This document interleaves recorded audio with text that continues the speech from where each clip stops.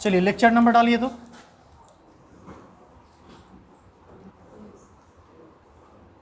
Nineteen होगा ना।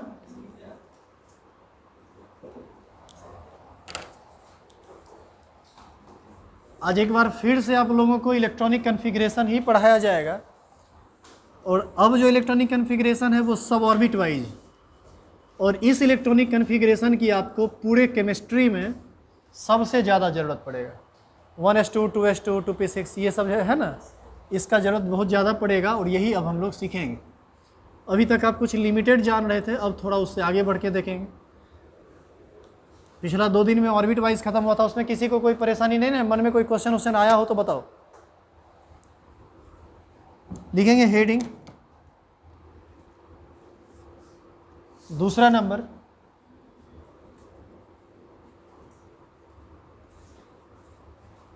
सब ऑर्बिट वाइज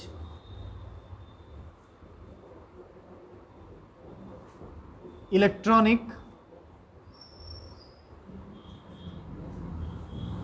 कॉन्फ़िगरेशन।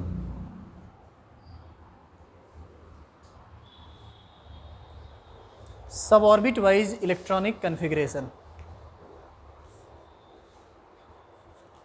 अच्छा ये बताइए आप, ऑर्बिट वाइज इलेक्ट्रॉनिक कॉन्फ़िगरेशन जब आप पढ़ रहे थे तो उसका क्या डिफिनेशन दिए थे आप? Distribution of electrons in different orbits according to Bohr Bury scheme. यहाँ पर किस में डिस्ट्रीब्यूशन हम लोग करेंगे? सब ऑर्बिट में। बोला कीजिए। तो इसका डिफिनेशन होगा, सुनिए पहले, distribution of electrons in different sub orbits according to, वहाँ पर बोर-ब्यूरी स्कीम के अनुसार न पढ़े थे, यहाँ पर अफबाउ प्रिंसिपल के अनुसार हमको पढ़ना होता है। According to Aufbau principle is called sub orbit wise electronic configuration. तो नीचे एरो दीजिए और लिखिए तो।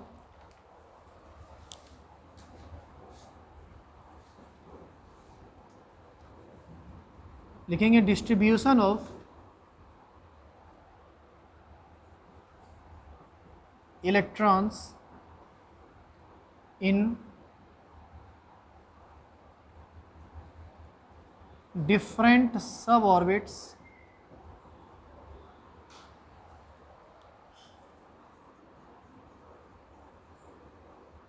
अकॉर्डिंग टू above principle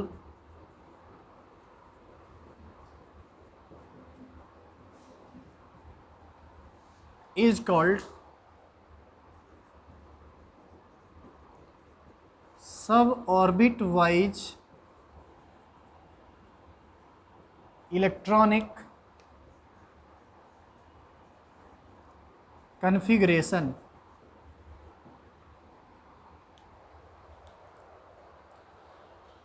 अब हम लोग अलग अलग सब ऑर्बिट में इलेक्ट्रॉन को सजाना सीखेंगे। इससे पहले हम लोग अलग अलग ऑर्बिट में इलेक्ट्रॉन को सजाना सीखे थे, ठीक है। अच्छा ये बताइए आप, सब ऑर्बिट कौन कौन सा होता है? एस सब ऑर्बिट, पी सब ऑर्बिट, डी सब ऑर्बिट, एफ सब ऑर्बिट। याद है आपको? अच्छा बताओ, पहला सेल में, सुनो ध्यान देना इधर, पहला सेल में केवल एक सब सेल होता है, पहला ऑर्बिट में केवल एक सब ऑर्बिट होता है, ऐसे ही होता है ना। उसी को ना हम लोग 1s कहते हैं। बोलिए हाँ या ना। हम फिगर बना देते हैं, आपको ज़्यादा बढ़िया समझ में आएगा। ये न्यूक्लियस है, ये first shell, second shell, third shell, fourth shell. इसमें एक एस होता है, इसमें एक एस और एक पी होता है, इसमें एक एस पी और एक डी होता है, इसमें एक एस पी डी और एफ होता है। अब देखिए यहीं पर वो आदमी फंस के रह जाएंगे जो पीछे का क्लास छोड़े हुए हैं, उनको ये बात समझ में नहीं आएगा। फर्स्ट सेल का एस है तो इसको 1s कहेंगे, ये दूसरे सेल का एस है तो इसको 2s, ये तीसरा का है तो 3s, ये चौथा का है तो 4s। ये p पहला से नहीं स्टार्ट हुआ है, p स्टार्ट हुआ है दूसरा से, तो इसको हम कहेंगे 2p, इसको कहेंगे 3p, इसको 4p।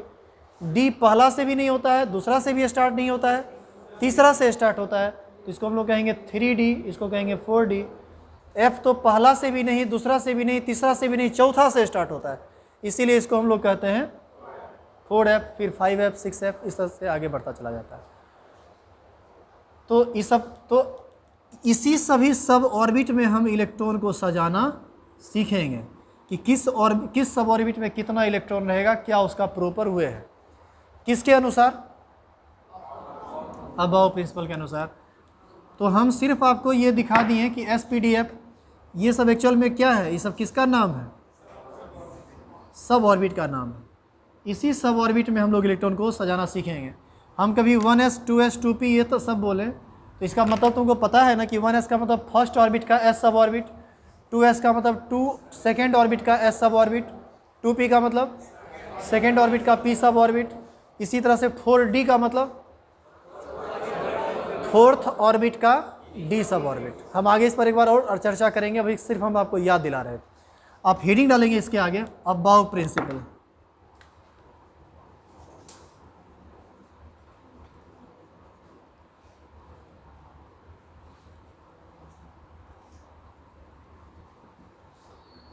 अबाव प्रिंसिपल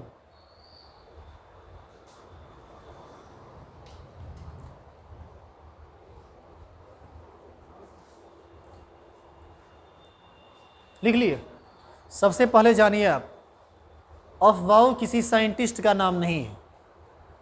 अफवाह एक ग्रुप का नाम है, साइंटिस्ट के एक ग्रुप का नाम है जिसमें 5-6 साइंटिस्ट थे और सभी के फर्स्ट लेटर पर इसका जो नाम है अफवाह पड़ गया है। यदि आपसे कोई पूछे कि क्या अफवाह किसी साइंटिस्ट का नाम है, तो नहीं, अफवाह किसी स्पेसिफिक किसी स्पेशल आदमी का नाम नहीं है। यह एक ग्रुप का नाम है जिसमें 5 या 6 साइंटिस्ट थे। उन्होंने एक रूल बनाया और उस रूल के अनुसार हम लोग अलग अलग सब ऑर्बिट में इलेक्ट्रॉन का डिस्ट्रीब्यूशन करते हैं। और उनका रूल क्या था, पहले आप इस रूल को समझ लीजिए। इस रूल को समझने से पहले आप याद कीजिए, जब आप एजीमुथल क्वांटम नंबर पढ़ रहे थे तो उस समय आपको सब ऑर्बिट के एनर्जी के बारे में बताया गया था। आपको याद है कि किस सब ऑर्बिट का एनर्जी ज़्यादा होगा और किस सब ऑर्बिट का एनर्जी कम होगा। आप याद कीजिए, एल का मान बढ़ता था तो एनर्जी बढ़ती थी, एन का मान फिक्स हो जाए। याद करो, कभी n+l निकालते थे, जिसका n+l वैल्यू ज़्यादा आता था उसकी एनर्जी ज़्यादा होती थी, जिसका n+l वैल्यू कम आता था उसकी एनर्जी कम होती थी। कभी कभी n+l का मान बराबर हो जाया करता था, तो जिसका n ज़्यादा होता था उसका एनर्जी भी ज़्यादा होता था। तो ये बात जो अभी हम बोल रहे हैं, इस बात को समझने के लिए आपको एजीमुथल क्वांटम नंबर का लेक्चर देखना पड़ेगा। और वो लेक्चर नंबर कौन सा है उतना हमको याद नहीं है। वो लेक्चर नंबर हमको लगता है कि 8, 9, 10 इसी में कहीं होगा। एजीमुथल क्वांटम नंबर गिब्स में ये चौथा पॉइंट आपको लिखाया गया है। लेकिन आप परेशान मत होइए, हम आपको टोटल बात अभी बताएंगे, जो नहीं भी पढ़े वो भी सीख जाइएगा। तो इस रूल में क्या कहा गया, हेडिंग डाल दिया हो क्या, तो हम इसको मिटा देते हैं, ठीक है।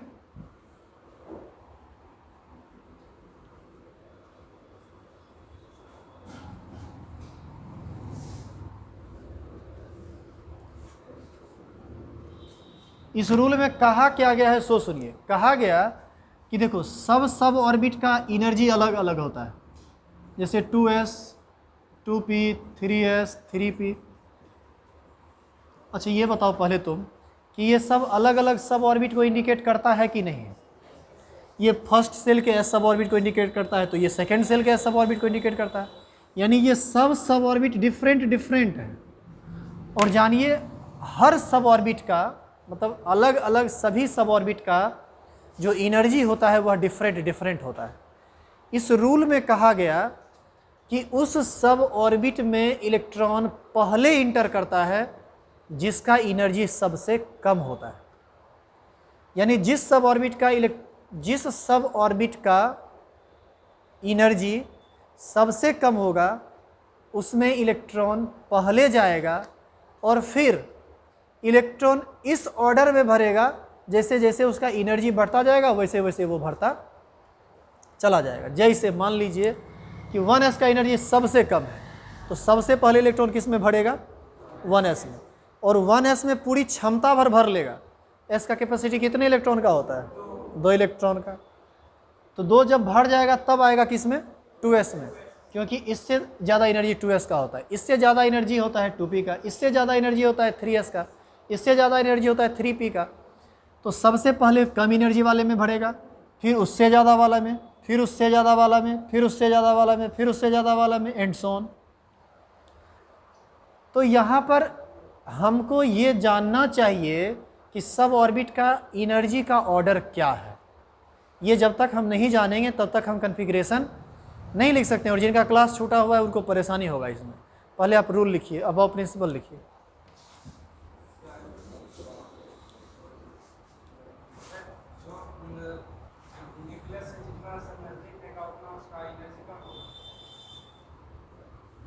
हम सब ऑर्बिट के एनर्जी की बात कर रहे हैं, ठीक है। बस सुनिए ना, हमारी पूरी बात सुनिए आप। तो जो न्यूक्लियस के जितना नज़दीक होगा उसका एनर्जी कम होगा, हाँ होगा। अट्रैक्शन फोर्स ज़्यादा होगा, इलेक्ट्रॉन और न्यूक्लियस के बीच का अट्रैक्शन फोर्स ज़्यादा होगा। सब ऑर्बिट का एनर्जी कम होगा, ऑर्बिट का भी एनर्जी कम होता है। एन का मान जैसे जैसे बढ़ता जाता है उसका एनर्जी वैसे वैसे बढ़ता जाता है।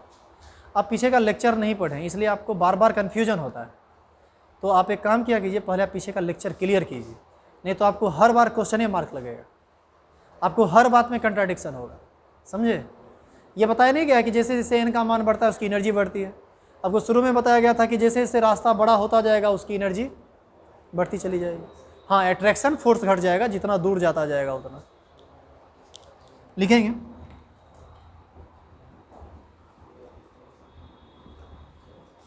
Lowest energy level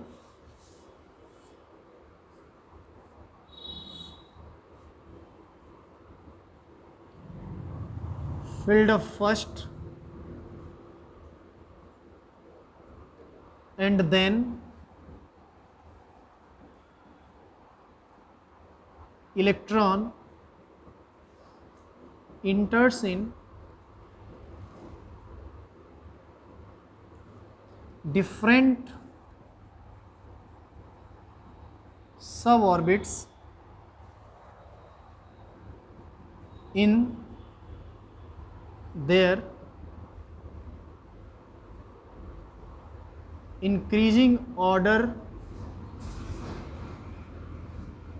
of energy।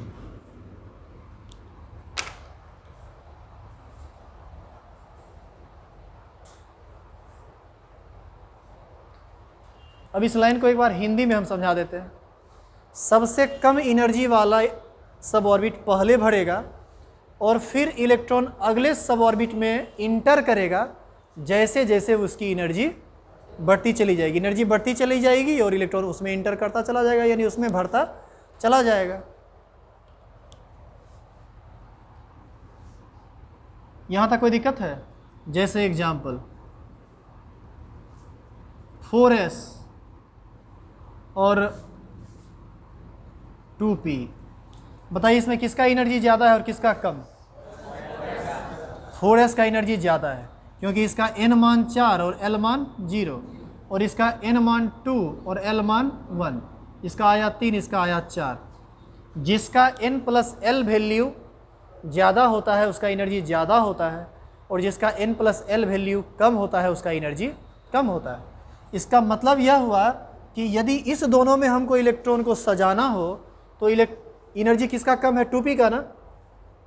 तो 2p का कम है और 4s का ज़्यादा है। तो बताओ इलेक्ट्रॉन पहले 2p में जाएगा या 4s में? According to above principle electron पहले जाएगा कहाँ पर? 2p में। क्या कोई दिक्कत है इसमें? तो एग्जाम्पल उतारिए इसको।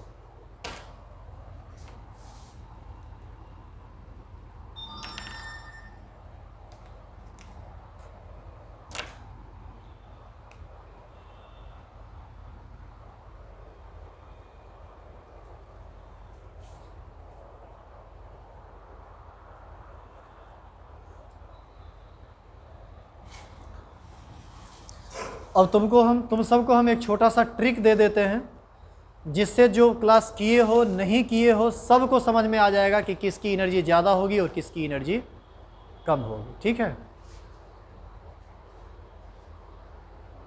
शुरू करें बताना।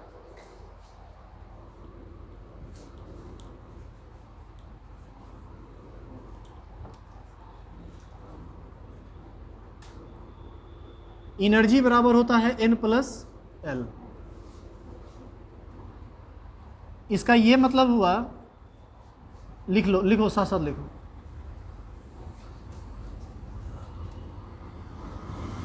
लोएस्ट n प्लस एल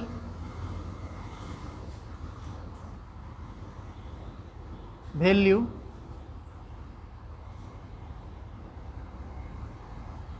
सब orbit filled up first and then electron enters in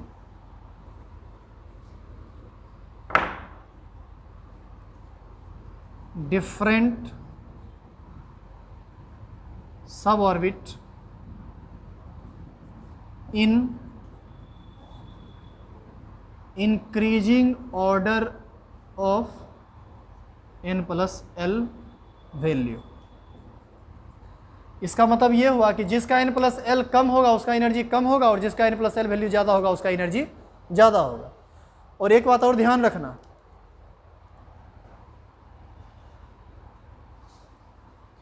यदि दो सब ऑर्बिट में n प्लस एल का मान बराबर आ जाए तो जिसका n ज़्यादा होगा उसका एनर्जी ज़्यादा होगा। इसको भी आप नोट करके लिख लीजिए। If two suborbits have same value of n plus l, then suborbit of higher value of n having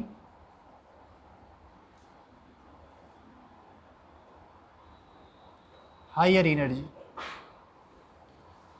इसका ये मतलब हुआ कि यदि कभी ऐसा सिचुएशन हो कि n प्लस एल का दो सब ऑर्बिट के लिए n प्लस एल का मान समान हो गया, तो जिसका n ज़्यादा होगा उसकी एनर्जी भी ज़्यादा होगी। अब इसका एप्लीकेशन करिए तब आपको समझ में आएगा, लिखने से समझ में नहीं आता है।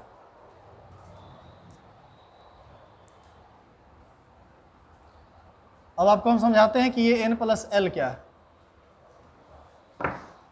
जो लोग लेट से क्लास ज्वाइन किए हैं मैं उनके लिए ये बात बोल रहा हूँ, जब भी एस रहे एल का मान 0 लेना, पी रहे एल का मान 1, डी रहे एल का मान 2 और एफ रहे तो एल का मान, जी रहे तो एल का मान 4। ये ज़रूरत नहीं पड़ेगा। और एन का मान कहाँ से निकालेंगे? एन का मान दिया हुआ ही रहता है। जैसे 2s है तो बताओ, तो 2s के लिए एन का मान 2 और एल का मान, s के लिए l का मान 0, दोनों को जोड़ेंगे कितना आएगा? तो क्या आप सभी लोग n प्लस एल मान सभी सब ऑर्बिट का निकाल सकते हैं या नहीं? बोल नहीं रहा है ये।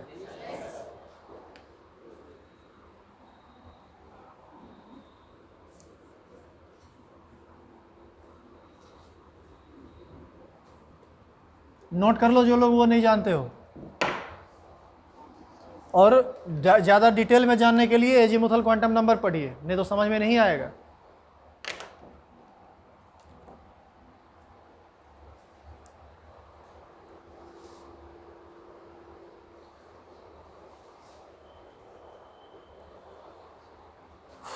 हो गया यहाँ तक? देखो अब हम जो सीक्वेंस लिखने, अब हम एक सब ऑर्बिट का नॉर्मल सीक्वेंस लिखेंगे, फिर उसके एनर्जी का ऑर्डर का सीक्वेंस लिखेंगे। पहले नॉर्मल सीक्वेंस, पहला सेल, दूसरा सेल, तीसरा सेल, चौथा सेल। हम 4 गो में बता देते हैं, बाकी अपना तुम अपने समझ जाओगे। पहला सेल में केवल एक सब सेल कौन होता है? S, दूसरा में S और P, तीसरा में S, P और D, चौथा में S, P, D और F। इसी तरह से पांचवा में 5 होता है, S, P, D, F, G, फिर होता है H, फिर होता है I, मतलब सब मिला के। अब देखो ये पहला सेल का S सब सेल है, इसीलिए इसको हम लोग कहते हैं 1s, इसको 2s, इसको 2p, इसको 3s, 3p, 3d, 4s, 4p, 4d, 4f और इसको 5s, 5p, 5d, 5f, 5g। इसी प्रकार होगा 6s, 6p, 6d, 6f, 6g, 6h। फिर होगा 7s, 7p, 7d, 7f, 7g, 7h, 7i। आपको काम सिर्फ f तक का ही है, बोलने के लिए हम भले बोल दिए हैं, उससे ज़्यादा का जरूरत आपको पड़ेगा नहीं। तो बताइए इसका नॉर्मल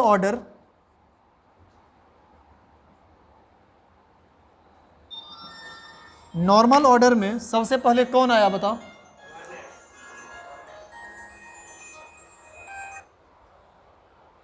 हाँ सर, हम क्लास ले रहे हैं, क्लास के बाद बात कर लेते हैं।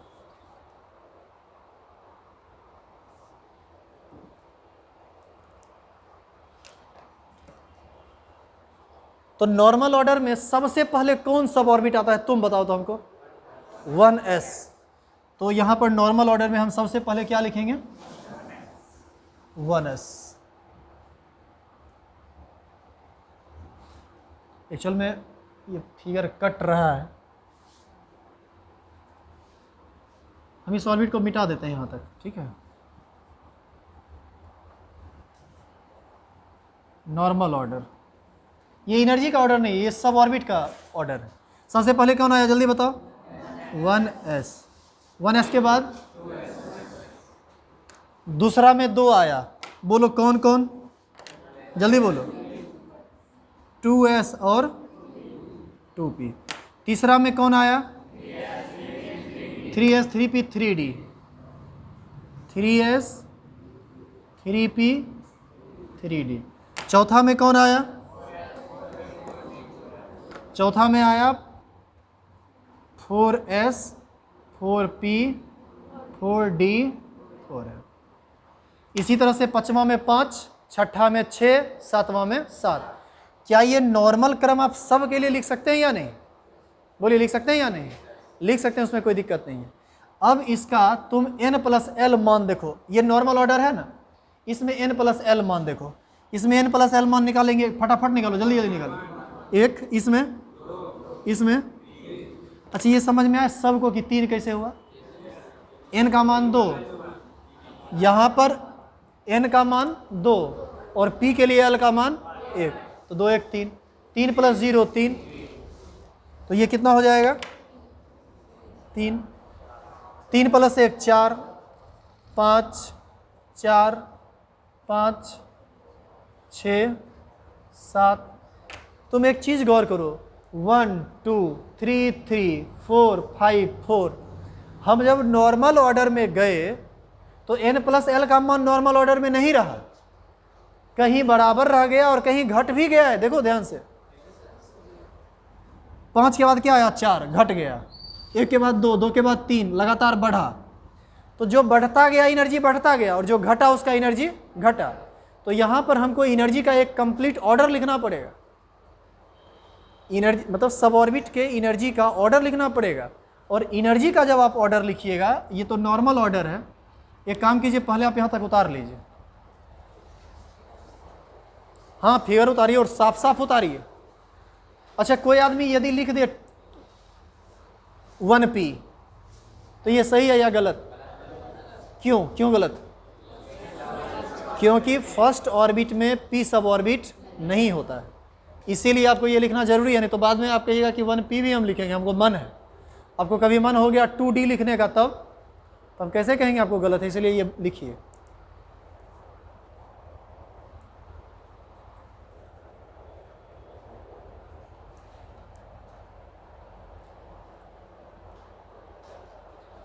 आज कॉन्फ़िगरेशन स्टार्ट नहीं हो पाएगा। आज आप बेसिक के बात पूरा समझिएगा, बेसिक समझ जाइएगा तो अपने आप लिख दीजिएगा, उसमें लिखने में कुछ है ही नहीं।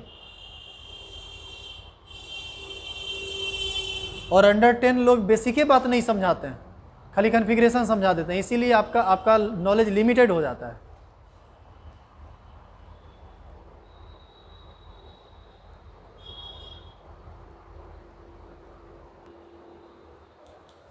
देखिए, अब एनर्जी ऑर्डर को बताने का एक ट्रिक है, जिस ट्रिक को आप समझिए। यहाँ पर पहला ऑर्बिट में केवल s होता है 1s, दूसरा में 2 सब ऑर्बिट होता है s और p, तो 2s 2p, फिर 3s 3p 3d, 4s 4p 4d 4f, इसी प्रकार हम सबको लिखे हैं 7D 7F 7G 7H और 7I।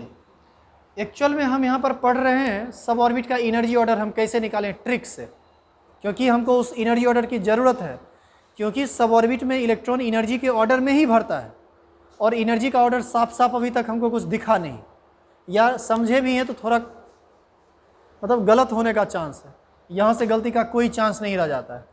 सबसे पहले इलेक्ट्रॉन, अच्छा एक चीज़ देखो, एस वाले को सबको हम एक साथ लिखें, पी सबको एक साथ, डी सबको एक साथ, एफ सबको एक साथ, तो बोलो पहला में सबसे पहले इलेक्ट्रॉन जाएगा किस में, 1s में, 1s के बाद 2s में। तुम पैरेलल लाइन खींचो, पैरेलल लाइन खींचा रहा है देखो तो,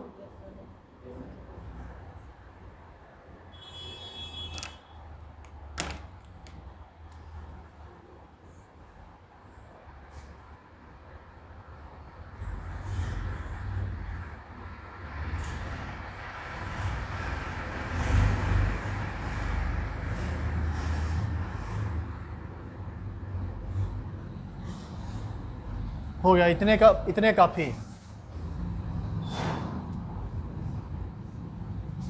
अब देखो ये कितना आसान है।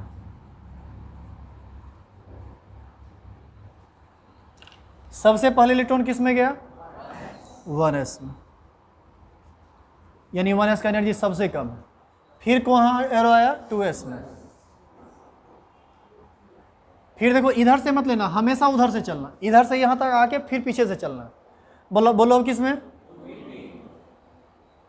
2p और फिर ts में। अब बोलो 3p और 4s, बोलो तब साथ साथ बोलो, 3p 4s, 3d के बाद 4p के बाद 5s, 5s के बाद 5s के बाद बताइए, 5s यहाँ है ना, तो 5s के बाद होगा 4d 5p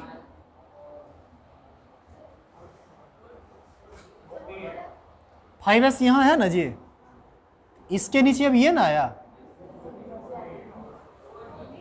हाँ तो 4d तो हम भी बोल, हम क्या बोल, हम 4f बोल रहे हैं क्या, नहीं नहीं ऐसे चलना है। देखो इधर आए फिर इधर से चलना है, फिर इधर से चलना है, इधर आके फिर इधर से चलना है, तो 5s तक शायद हम पहुँचे हैं। तो अब कौन होगा, 4d, 4d के बाद 5p, 5p के बाद 6s, 6s के बाद 6s यहाँ तक आ गए। अब आ जाएंगे 4f, 4f के बाद 5d 6p 7s। ऑर्डर मिला कि नहीं, इसी तरह से यहीं तक में तुम्हारा काम चल जाएगा, लेकिन आगे भी इसी तरह से बढ़ता चला जाएगा। ऑर्डर मिला। अब तुम n+l चेक करो, बताओ n+l कितना, यहाँ पर n+l 1, यहाँ पर, यहाँ पर, यहाँ पर, यहाँ पर, यहाँ पर, यहाँ पर 5, d के लिए l का मान 2, 3 2 5, यहाँ पर 5, यहाँ पर,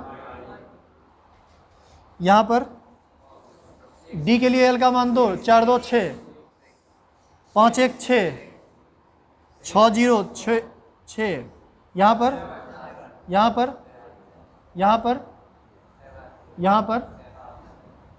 अब तुम गौर करो कि कहीं 1 2 3 4 या 4 के बाद 3 आया है क्या, या तो बराबर आया है या फिर बढ़ता हुआ गया है। 1 2 3 3 बराबर है, इसके बाद 4 4 5 5 5 6 6 6 7 7 7 लगातार ना बढ़ता चला गया नंबर। ये n+l का मान लगातार बढ़ता चला गया। अब एक चीज़ देखो, यहाँ पर 5 5 5 बराबर हो गया n+l का मान। देखो n सबसे ज़्यादा 5 4 3, इसका मतलब सबसे ज़्यादा एनर्जी इसका होगा, इससे कम इसका होगा, इससे कम इसका होगा। बात समझ में आ रही है। यहाँ चेक करो, 7 7 7 7 7 6 5 4। देखिए एक ऑर्डर, एक क्रम मिल गया ना। इस तरह से यदि हमको ये वाला ट्रिक याद रहे ना, तो ये वाला लिखना आसान हो जाता है, और इसमें तब आप फंसेंगे नहीं। हो गया क्लियर। अब आप इसको उतार लीजिए।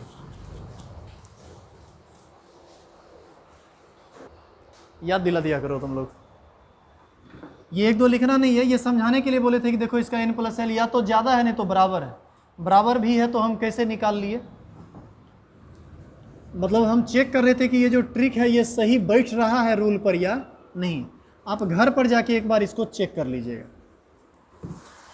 तुम लोग जो कॉन्फ़िगरेशन लिखते हो ना 1s2 2s2 2p6 ऐसा लिखते हो ना, तो इसमें जैसे तुम 2p6 लिखते हो, इसका क्या मतलब होता है? एक्चुअल में ये 2 जो होता है यही होता है n, समझे? और ये जो p है यही होता है सब ऑर्बिट, और इसी को हम लोग इंडिकेट करते हैं किस चीज़ से? l से। और ये जो 6 लिखते हो ना, यह एक नंबर होता है और यह इलेक्ट्रॉन का नंबर होता है। तो आपसे जब भी कॉन्फ़िगरेशन लिखने के लिए कहा जाए तो आपको इसी रूप में लिखना पड़ेगा, सब ऑर्बिट वाइज कॉन्फ़िगरेशन इसी रूप में लिखना पड़ेगा, जहाँ पर ये n जो है यह है प्रिंसिपल क्वांटम नंबर,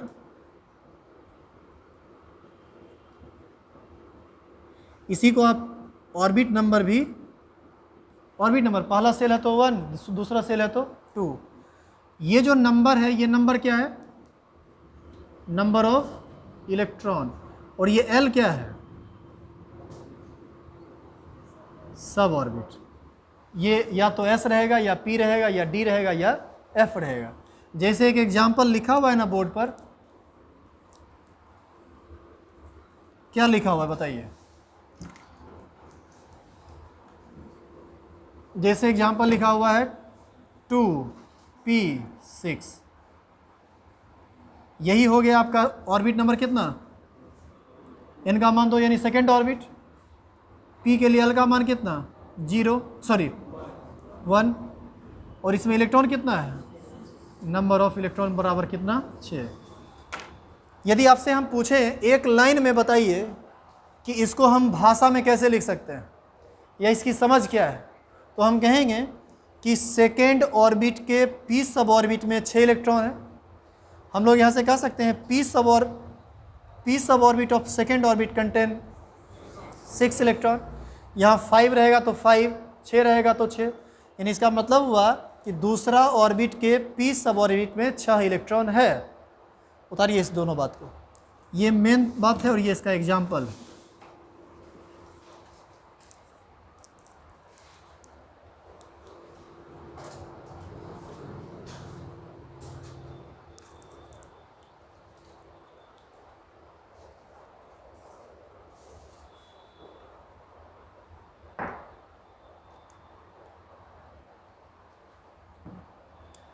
अच्छा, तुमको याद है S में मैक्सिमम कितना इलेक्ट्रॉन रहेगा? 2। P में कितना? 6। D में कितना? और F में कितना? 14। ये सबको याद है ये सब चीज़?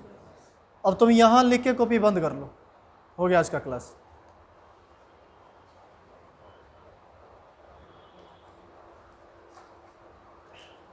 एक बात बताओ, तुम आज तक कितना एटॉमिक नंबर तक इलेक्ट्रॉनिक कॉन्फ़िगरेशन लिखे हो?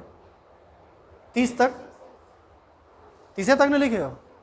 आज सीधे स्टार्ट करेंगे 80 से। हमको इसका इलेक्ट्रॉनिक कॉन्फ़िगरेशन लिखना है। जो नीचे में एक सीक्वेंस लिखा हुआ था 1s 2s था ना लिखा हुआ, वो आप हमको बताइए क्या क्या लिखा हुआ था, जल्दी जल्दी बताओ तो।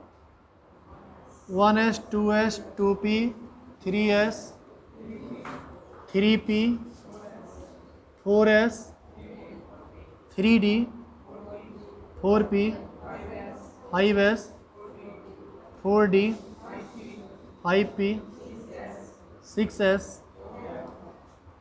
4f होगा 4f 5d 6p 7s। यही था ना लिखा हुआ? यही था ना लिखा हुआ? अच्छा, ये सब लोग लिख लिया नीचे वाला? मिटा दें इसको, अब लिखना मत कुछ। अब कॉपी बंद कर लो, तुम कॉपी बंद करो, घर भी जाना है। Hg का एटॉमिक नंबर 80 होता है। इसका मतलब है मरकरी के एक एटम में इलेक्ट्रॉन की कुल संख्या कितनी है? 80। यानी इसी 80 इलेक्ट्रॉन को हमको अरेंज करना है अलग अलग सब ऑर्बिट में, और अलग अलग सब ऑर्बिट यही सब न है जिसका ऑर्डर लिखा हुआ है।